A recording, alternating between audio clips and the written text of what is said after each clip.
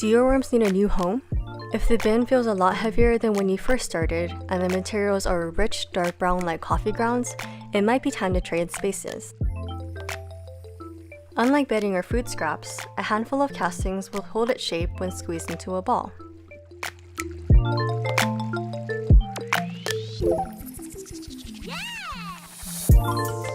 Otherwise, the texture should be light and crumbly, kind of like ground beef.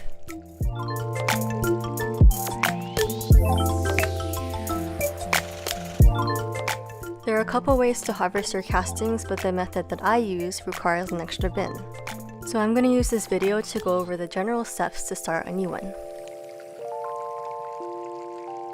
Using a power drill, I make 1/4 inch holes in the bottom and 1/8 inch holes along the perimeter. Other sizes may work better for your bin, depending on the microclimate surrounding it.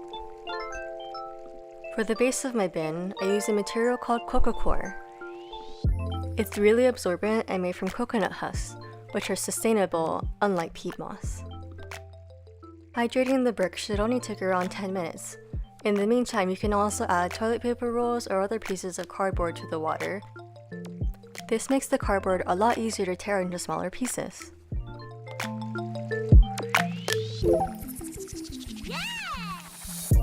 As you can see here, the coco coir mixture is a lot like the color of brownies compared to the worm castings.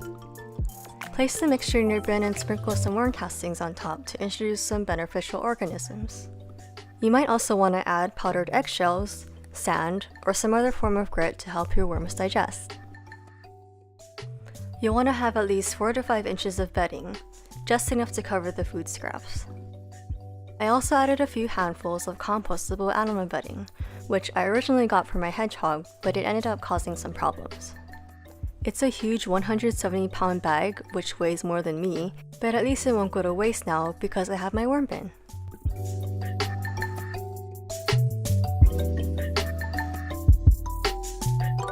As is the case for us humans, moving can be a stressful time for your worms. So try not to disturb them too much during this time and give them a few days to adjust. If all goes well, you'll end up with a lively bunch of worms ready to explore and digest their new home.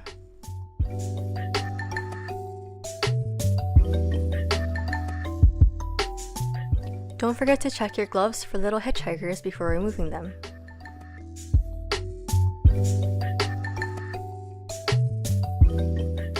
What are some unique materials that you've composted in your bin? Let me know in the comments below, and for anyone that's trying this for the first time, good luck!